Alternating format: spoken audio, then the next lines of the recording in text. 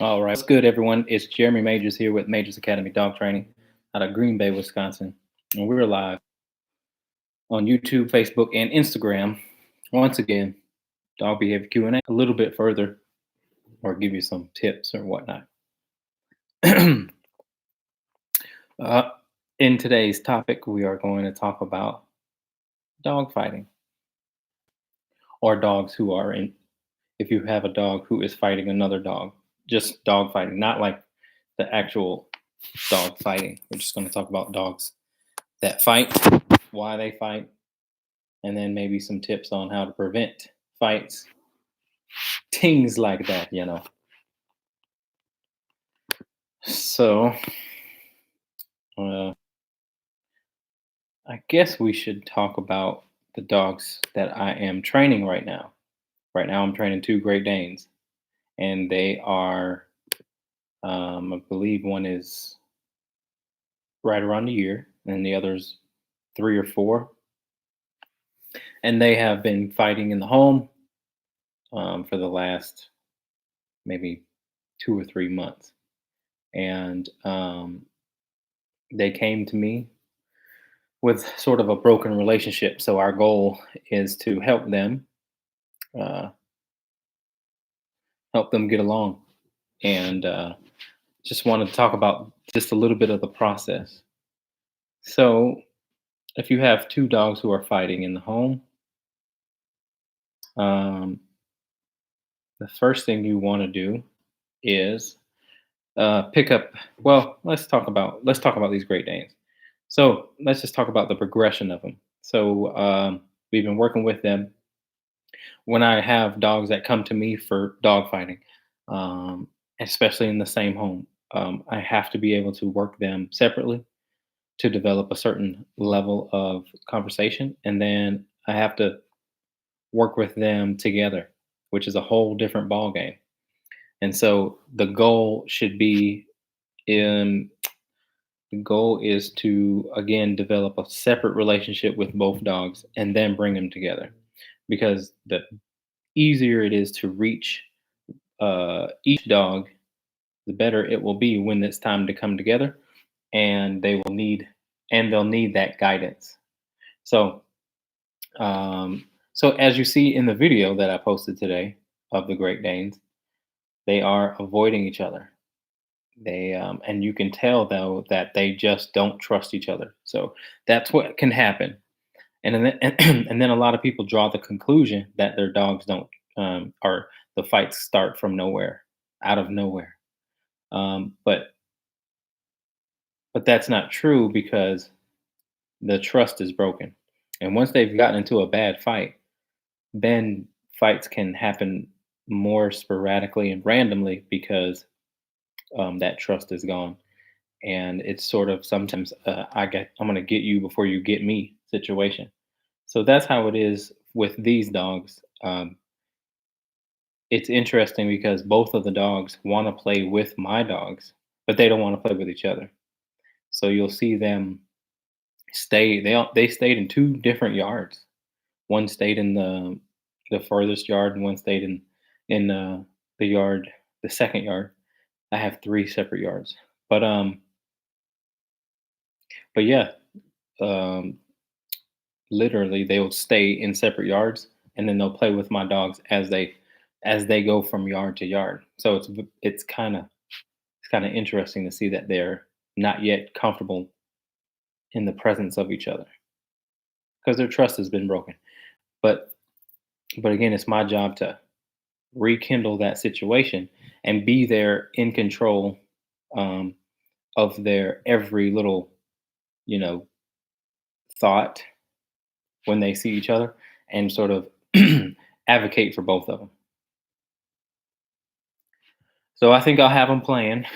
Uh, I think they will be playing soon.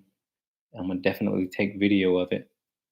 But both of them had different sort of challenges to get through to. The Merle one, his name is Sully. The Merle Great Dane. He uh, he is flighty. So any new sound, new movement, new this and do that just totally freaks him out. He's kind of like that. And then you have Sammy, who's the bigger one, the black one. He is just overconfident, dominant, and also a little bit irritable. And so, two different attitudes, but that overconfident, dominant one will try to control because I'm pretty sure he's the one who's starting it. But try to control the one who seems to be like this, like really insecure and looking around like this.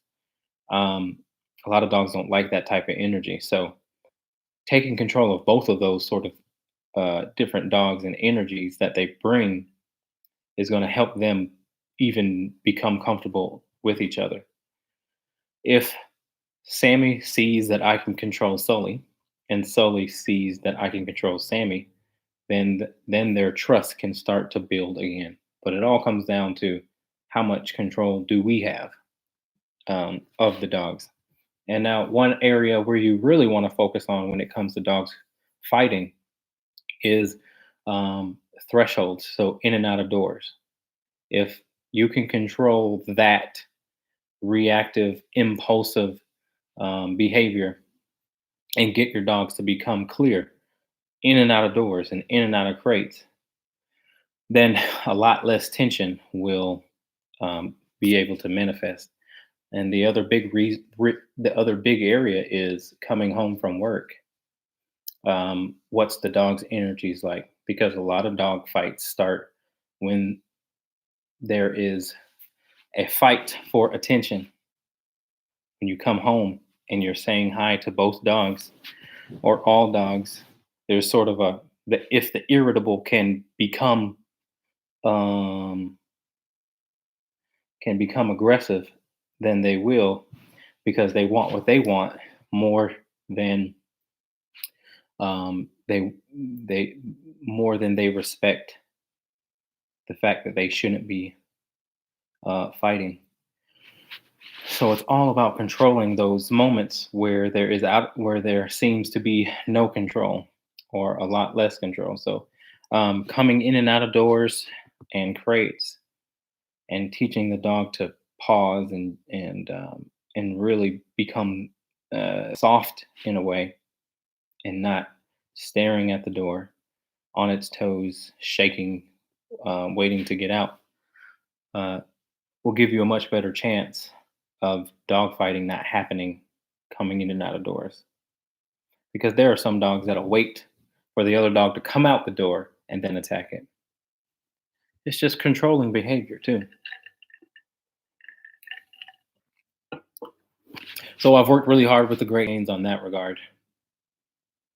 Um, the Sammy, the big black Great Dane, when I tried to stop him from rushing out of the door, he actually got irritated and growled and lifted his teeth and all that. Sully didn't. Sully's just he uh, doesn't really mind. Um, doesn't really mind, I guess, pressure. But the big black dog definitely gets irritable. So we're going to help him through that. For those of you who are watching who have any questions about dog fighting or anything like that, feel free to ask, because we can be talking about this all night.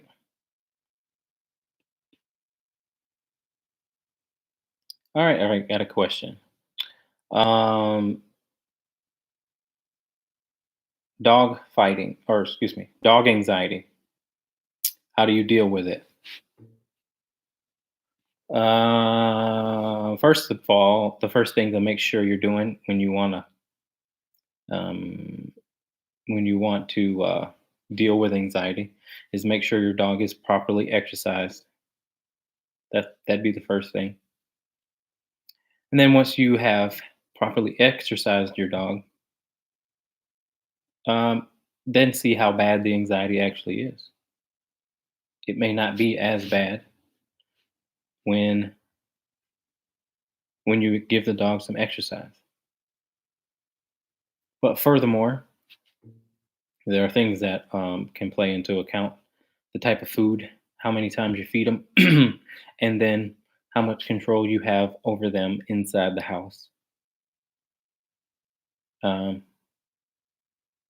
so there's a lot of reasons. I can give you a more specific answer if you give me a more specific area where your dog shows anxiety.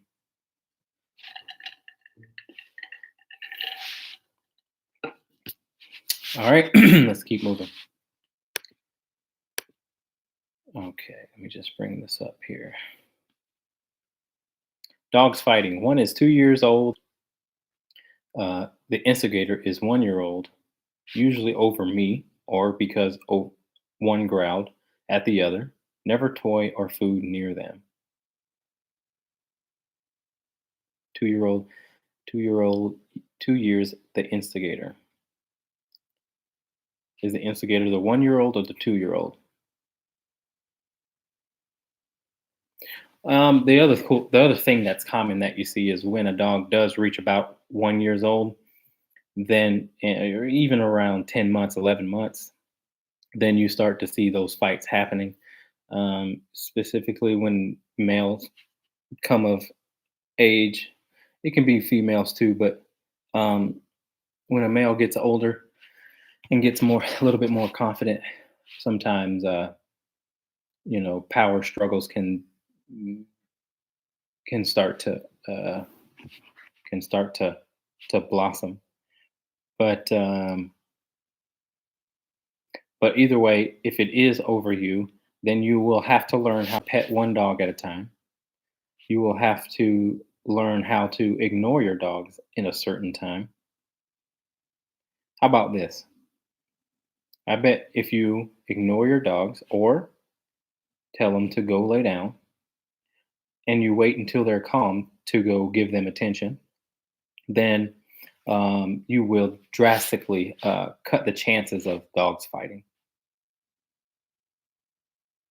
It's definitely what I just described. It's that fight for attention, and so you really have to be um, strategic on how you distribute your attention to each dog.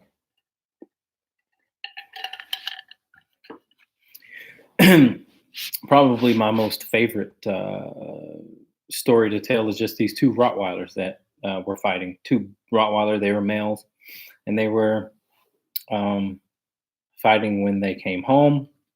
They were fighting when they would sit down. They'd start to fight because they'd come over. Naturally, dogs come over to want to be pet, and all we did was um, taught them to go lay down on their bed on command, and then timed it right. So when the people came home, they were told to lay down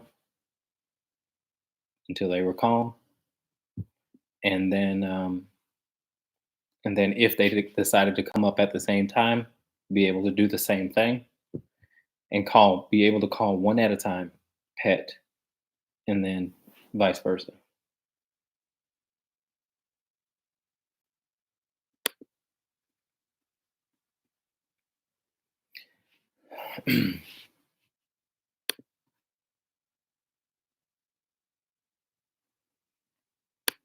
All right. Okay. Let's see what else we got.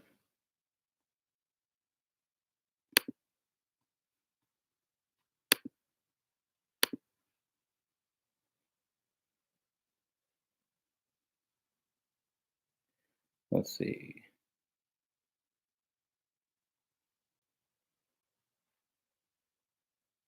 One of my dogs bit my other dog in the face, like a jealousy thing on who will get pet first.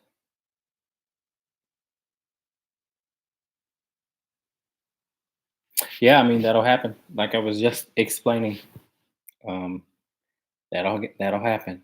You know, you definitely want to make sure your dogs learn that it is not okay to fight. Just like we teach our children not to fight, dogs can do learn the same thing.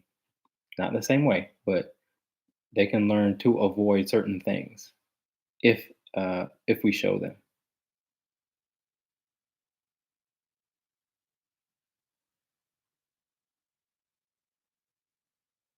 All right. So when you walk your dog, where should his body be in relation to yours?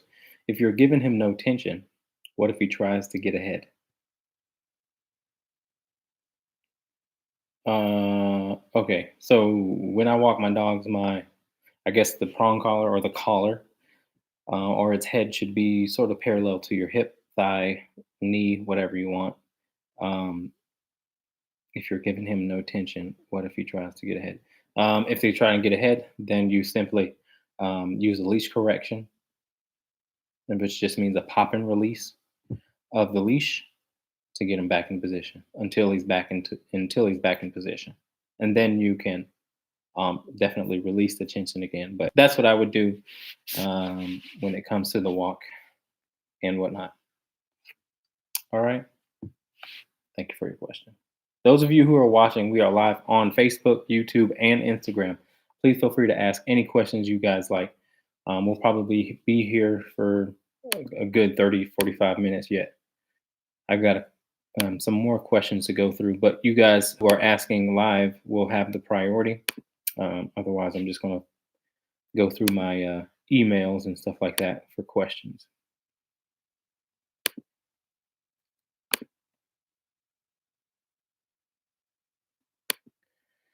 Okay, so here we go.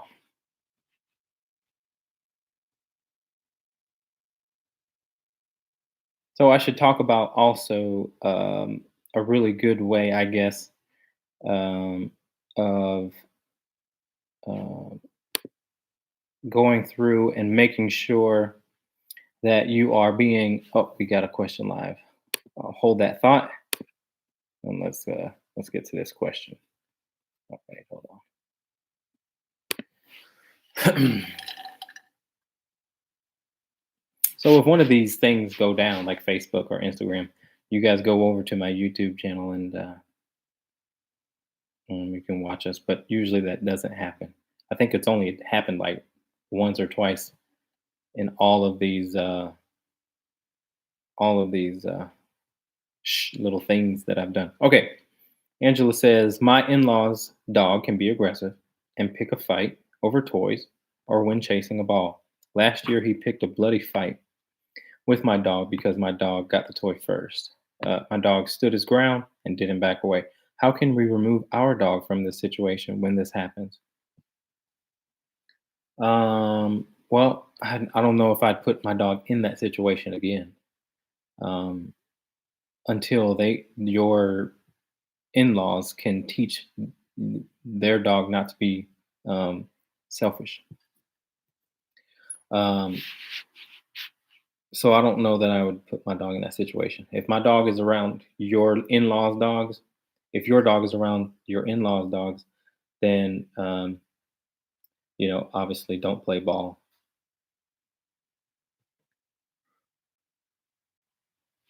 But you can have there's ways that you can teach dogs how to be not selfish over their balls and learn how to share.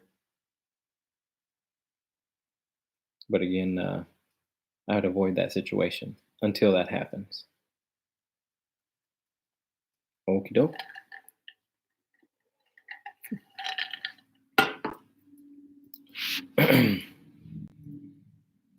Okay, I had a person call me earlier this week who had said that their dog um, got him from a rescue, and the dog been with this person for since December, and the dog has since left some very yeah bloody bites on her arm, her back, stuff like that, and it's been um, over when they try and take uh, stuff from the dog.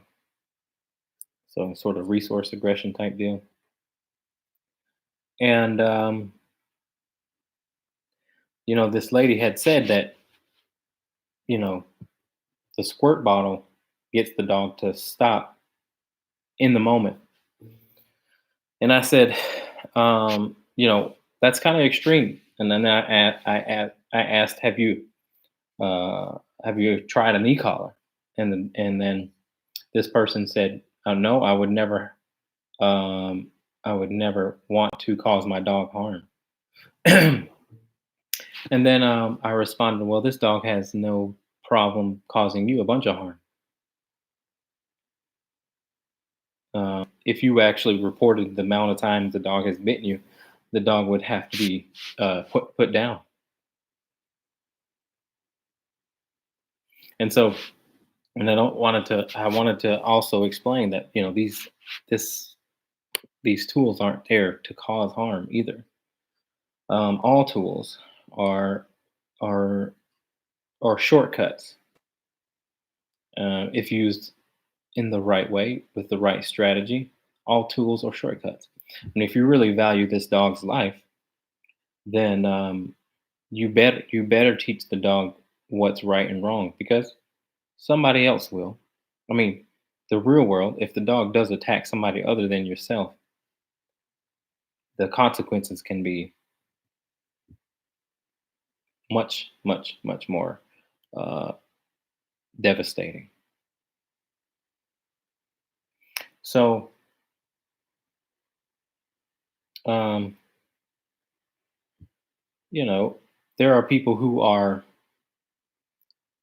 uh, opposed to the e-collar, but then have an electric fence. And I'm like, okay.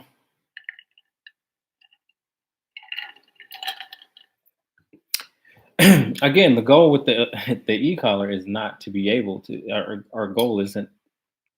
We're not going to um, cause the dog harm. That's not what we're using the e-collar for.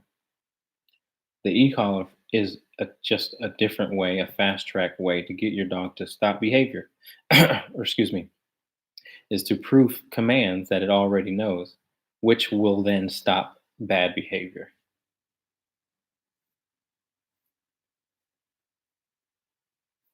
So I asked the lady if the dog jumps. Yes. I asked. I asked if the dog barks obsessively. Yes. All right. So let's get those two in order first and foremost. Because when you let those two things happen, you leave the door wide open for um, unpredictable biting. And unpredictable biting, which in my opinion, there isn't any unpredictable biting, but to a lot of people, it seems like there are dogs who bite unpredictably. Um, but let's just say, okay, unpredictable biting is actually a result of can be pinpointed from or to um, over entitled dogs. And the reason being is if your dog has not met certain consequences for some of the actions that they do, very disrespectful actions. Jumping is very disrespectful. I mean, if a dog goes to a dog park and jumps on other dogs, it sometimes will not end well. It's not something dogs look forward to do to get jumped on. That's not what they. So in the dog to dog world, it's a very disrespectful thing, and you should also think the same way. Jumping on you, just the assuming that it's okay to do so is very you're flirting with leaving that door wide open for uh, those really bad behaviors. Same thing with barking. If your dog barks in your home and uncontrollably while you're home, that means you got work to do in teaching your dog that your environment, your house, is a safe place. Because right now, either he's under exercised or he is thinking that he he needs to defend the territory. Now, I'm not saying that you should stop your dog from like barking at all, but when you say, okay, time to be quiet, it shouldn't take very long for your dog to be quiet. That's what you want. If any of you guys have any questions about anything that I'm saying, please feel free to ask. I'm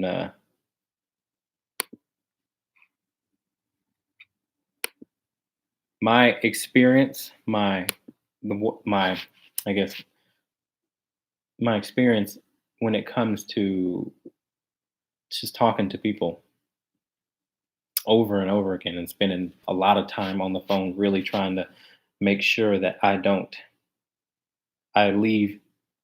I always give the benefit. I always give people the benefit of the doubt. Here's what everyone says. My dog is so sweet. Follows me around. Always lays by my feet, but he hates my son, or he hates the husband is usually the other one. Hates my husband.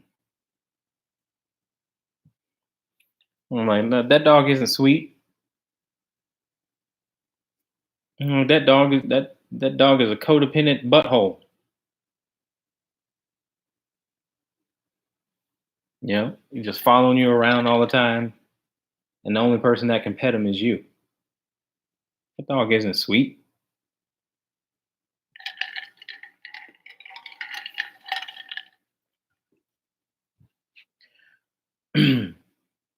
Your dog will be more open to accepting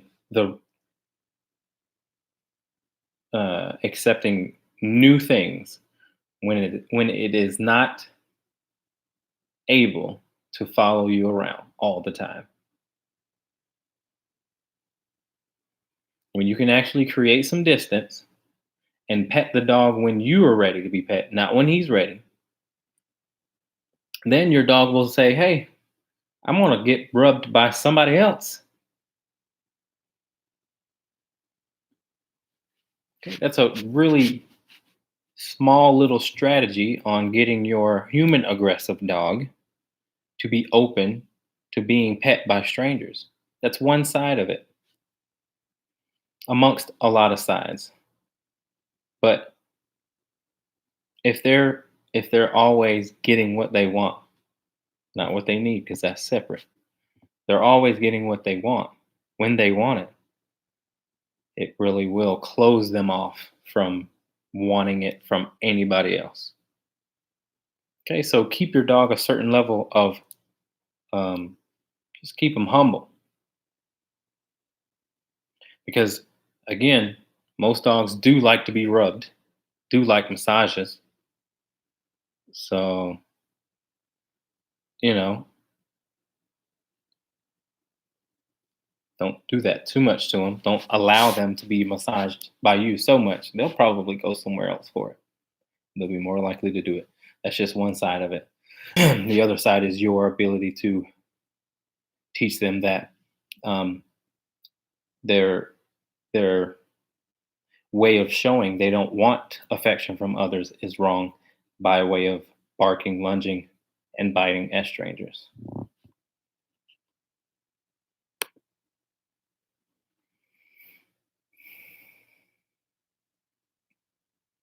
Hey, Lori, how are you?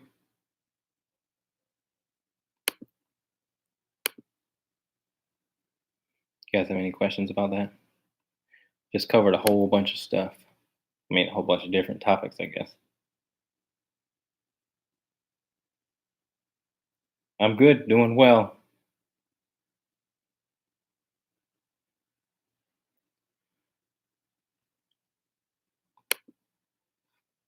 You mentioned e-collar. We've tried using this in the past briefly. Our issue is even when the e-collar is on another dog and he sees the remote, he immediately starts shaking and won't move from his location. How do we move past this fear? That's a good question.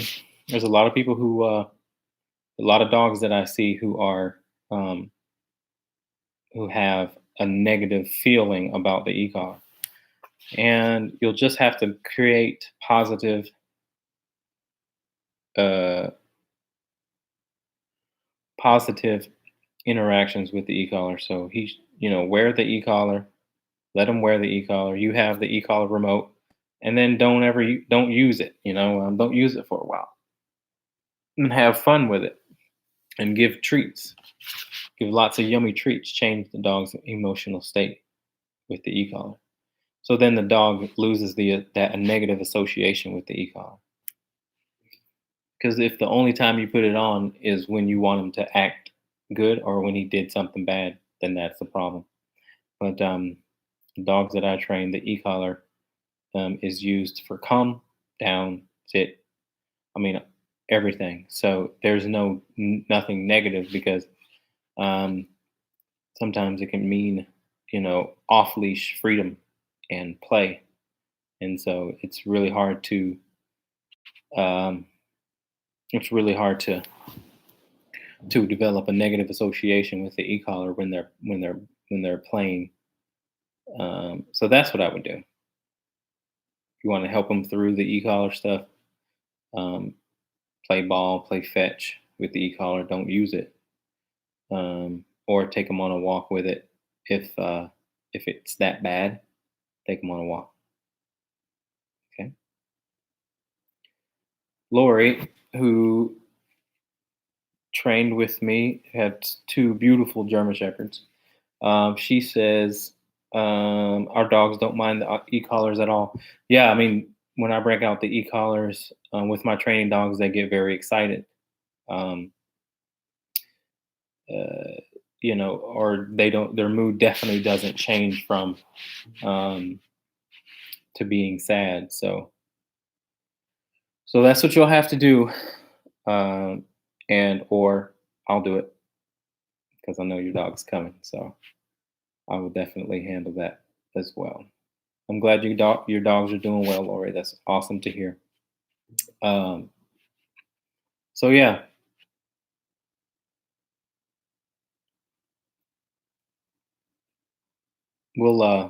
we'll change that. All right, guys. All right. There's no negative association with collars. Yeah, there isn't any negative, and there shouldn't be anything negative with any tool that you use, because again, it's definitely how you use it.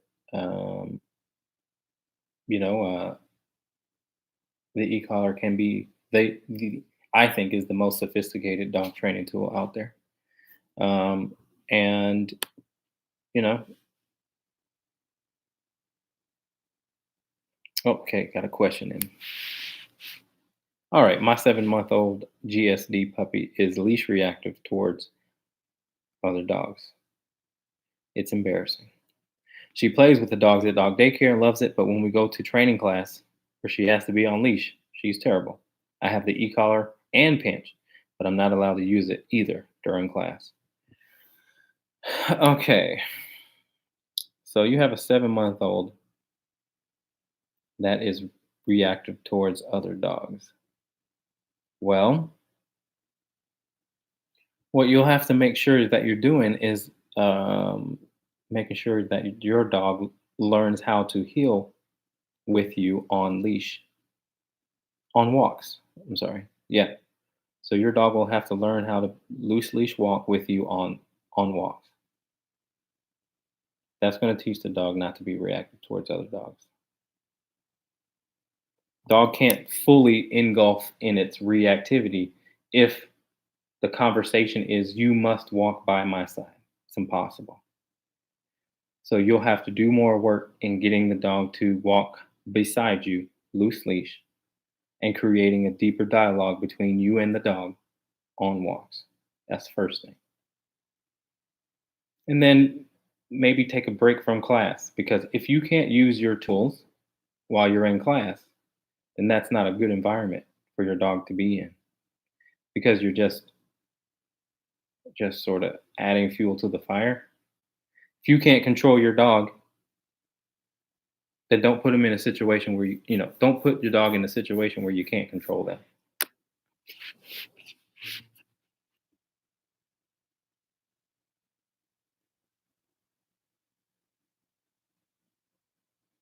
Does that make sense?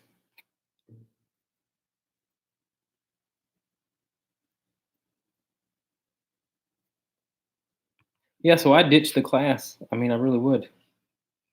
Until your dog, at least until your dog gets really comfortable with passing dogs, you always can work back to just working with a regular collar. Uh, but again, the dog should be able to pass dogs without reaction first before you do that.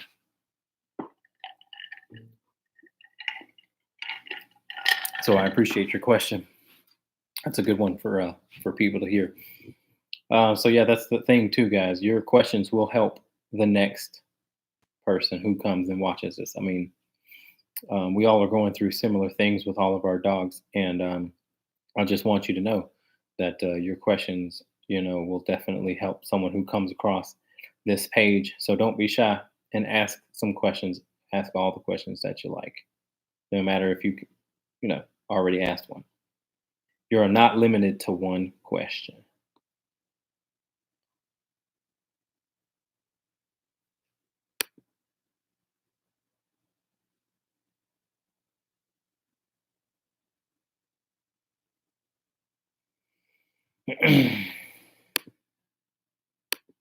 Lori says there's a stigma with the e-collar. I was very anti e-collar. Used well and correctly, they inform and teach without pain. Hey, so here's the other thing too, guys, about dog ownership. Be prepared to be able to stand up to people who may be opposed to the way that you train your dog. You'll have to do it anyway, whether you want to train or not. You should be able to have the strength enough to stand up for your dog against, again, what maybe the popular opinion is. Um, be prepared for that. Be prepared that your dog is not going to like every single person it encounters, and and be prepared to tell people you should not touch my dog right now. Sorry, dog is in training. I'm sorry. You be prepared to tell people no. Here comes the person with the dog on a retractable leash coming straight towards you, and that person says, "Oh, can the dogs meet?" And you say no, and they say, "Oh, he's friendly," and then and then you say, "Mm, yeah." You know, dogmanship is also about doing that as well. Really being able to stand up for your dog, because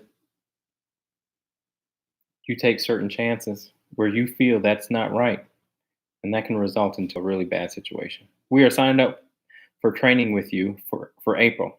Are there any things we could slowly work on until his training? Yeah, the e-collar thing would be nice, and then don't play with your in-laws, dog. That'd be nice too.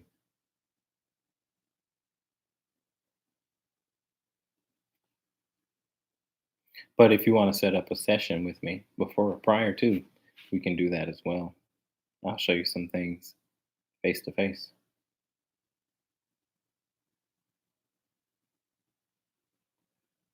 You know what I mean? Okay, I think let me see if we got any questions left. For those of you again who are just joined in, this is dog behavior Q&A. We were talking about dog fights in the beginning. I won't talk much about it. You'll probably just have to wait until the show is over if that's how it works. Um,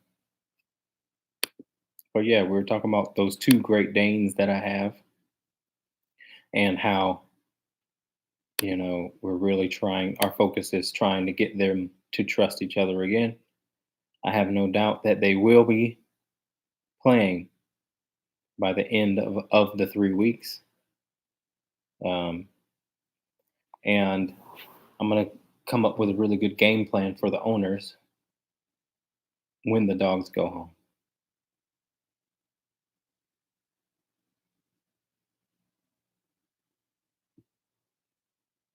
So